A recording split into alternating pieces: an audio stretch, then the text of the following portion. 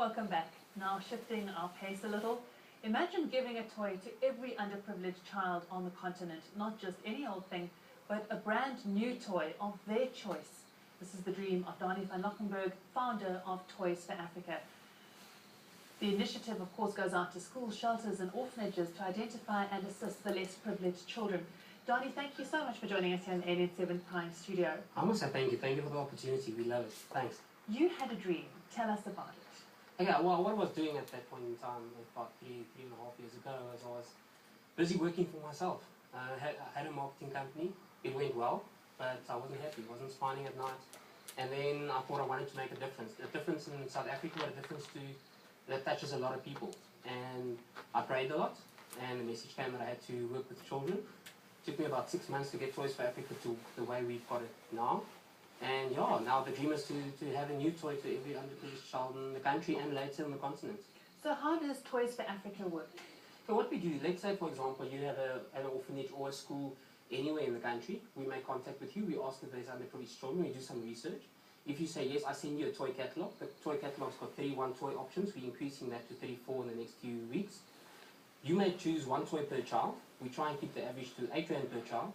I then search for a sponsor for the toys for the children. If I find a sponsor, we go and deliver the toys personally. Why is it so important for you to give a child something that they want? I mean, we do see around Christmas time people cast off their old disused toys, their old clothes. This was a different concept. Yes, well, firstly we want it to be different because if you're different, you stand out. And if you stand out, you've got the opportunity to grow into something really big. So that was the first thing. The second thing was to give children what they want in terms of our framework of what we can and cannot do. And I think that's great. If I had grandparents that took me to a shopping centre and said, listen, this is the amount you've got. Go and choose your own toys. And that was awesome. And trying to offer children that is great. And some of the orphanages do that. They put it on a screen and the kids literally sit around the table saying, I want that, I want that. And I mean, that is what it's all about. So you brought some examples of some of the toys that you have. Can you show us a little bit about yes, most definitely. what they're about? Now, the most important thing about toys, it's Toys for Africa and to all of us, it's not just something you play with. A toy is also something that should develop a child emotionally, physically, educationally. So it's not just toys like most people see toys as cars and dolls. We do have that, but most importantly, we've got counting frames, we've got small ones, and bigger ones, so children should be able to count. We've got pens and pencils. I heard a shocking story a week and a half ago where children are writing matric, but they don't have pens. So they're not failing matric because they're not clever enough. They're failing matric because they don't have something silly like a pen. Now that's silly. And then I asked the teachers, but can't you assist? They said, well, we don't have budget for that. We've assisted through the year. We can't do it now. And I mean, that is, I was shell-shocked for a few days. We've got puzzles. That is shocking.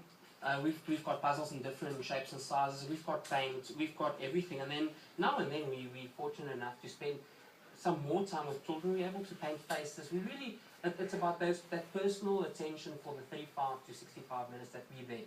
It's a personal attention. It's not just a toy handler. We've got awesome people with us, ambassadors that sing to the kids, and the kids love it. And I mean, I remember from my school days. Those 2-3 minutes really makes a difference in your life, and that message, although your teachers give you the same message, it's just that message that makes it a little more special because it comes from somebody that's in the newspapers, in the news, etc. So you do have a couple of celebrities that yes. you work with, but I'd first of all like to know, has there been a particular incident when you've come across a child that has really sort of warmed your heart? Oh, daily. We did a handout today, and one of the children, we were busy colouring in, so they got crayons and colouring in books. And one of the children decided to sit on my lap, and not just sit on my lap, decided to put his head, well, it was a little girl actually, put her head against my chest, ear against my heart, and she just sat there. For the whole 10-15 minutes, she sat there, and she didn't even colour in. If I didn't have the colouring book close enough, she didn't colour in. She just wanted to be, she heard my heart, and that's where she wanted to sit. So no, every single time. There's so many kids, and it's amazing. But we've helped over 90,000 children so far. And I think out of all of them, every single one of them steal my heart every time because you never know what they're going through. And for those few minutes, they forget about what they're going through, and they just focus in the moment at what we offer them. What kind of age group are you looking at? Okay, we're looking from newborn babies all the way. The oldest child we've helped at a school with children with disabilities, 26. So we can help any child, and we specifically next year looking at adding calculators to our range. We're busy negotiating to get them at a price so that the kids in the math class, I mean math wasn't easy when I was at school, I'm sure it's not easy today. They can at least participate, because that's the most important thing. A child cannot sit in a classroom without a pen or a pencil, not be able to participate, doesn't have the tools. How do we expect them to pass the check? Now, gifts are normally given if there's a special occasion. Are there special occasions here, or is every day a special occasion? Every day is a special occasion. We try and say that, listen, we're a Christmas organisation 365 days a year, and every fourth year we add a day. It's all about the children, and as soon as Christmas passes, we're going to be back asking people, listen, let's get back to school, let's get the kids going. So no, every single day we do this full time, and yeah, every day is special. Do you have a special drive coming up for Christmas? We do and we don't. Because every day with us is special, there's quite a few organisations that have Christmas drives, and we just add on. We don't see ourselves ever as the main concern or the main initiative.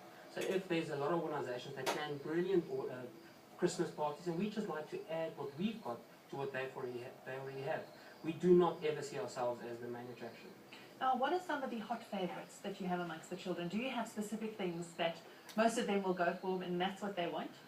Interestingly enough, the last few months, the most interesting thing to me was that the counting frames have been quite a big favourite, and I think it's because it makes a lot of noise, which some of the other toys do as well.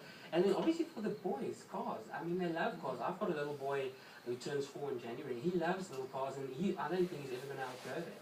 And it's the same thing. They love the cars. They love puzzles as well. But I think the cars, the small toys, and then something else has been a hot favourite the last few months are pencils and pens, because the children realise, listen, I'm at school, and because we're there, we get some of our celebs to say, listen, you need to pass your grade.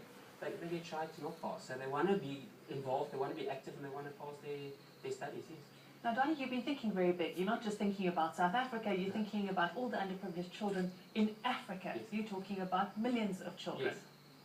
Well, the simple reason is after we've visited every child in the country, and figures now show that the children grow by 1 million a year, plus minus in terms of babies. So after we've helped everyone, and obviously, yes, we're thinking big, we want to help the rest of the children in Africa. That's most definitely one of the things we want to do. Because when we started Toys for Africa, the one message that we got was, we cannot help everybody from most companies. And I sat down and I said, but that will never ever come out of my mouth. We will help every child at some stage. Every child in this country, as they go along, would say, listen, at some stage we met Donnie and Toys for Africa and the celebs, and yeah, that's important. And yes, Africa is important as well, because we are part of Africa. We're the leaders in Africa, and we need to show that. So, Donnie, there's viewers now watching this, and they're feeling inspired by you and what you're doing. What can they do to be involved? Well, the most important thing, tell other people about us, because some people are not watching your news channel, unfortunately, and they should tell everybody they know about us. They can find us on Facebook. It's facebook.com/toys@heart.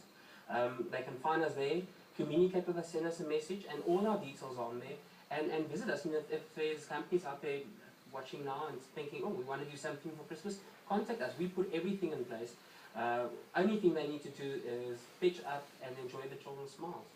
So the people who are sponsoring can get to give the gifts as well? We actually, in our last 3.5 years, we've actually had only about 3-4% of companies not be there. We actually asked them very politely and nicely to be there. This afternoon we had a handout, and the sponsor that I've sponsored quite a few times, a friend of mine, Chris, he was there. He was actively involved, being there, because we want that. Because that's the most important part to us, is we had a look at how charities run in South Africa, and we said we want to make a few changes. First thing was to offer children their own choice of toys, but secondly, handing them out personally, and then thirdly and lastly is, if a sponsor paid for all of this, he should see it. Every single cent that he donated should be seen and should be actually tangible to him, so that he can see what it's going to, and that he obviously gets involved again in the future. Donnie van Lachrenberg from Toys for Africa, thank you so much for coming to the ANN7 studio. Well, that certainly was inspiring. Thank you for joining us. From me and the rest of the ANN7 Prime team, a very good night to you.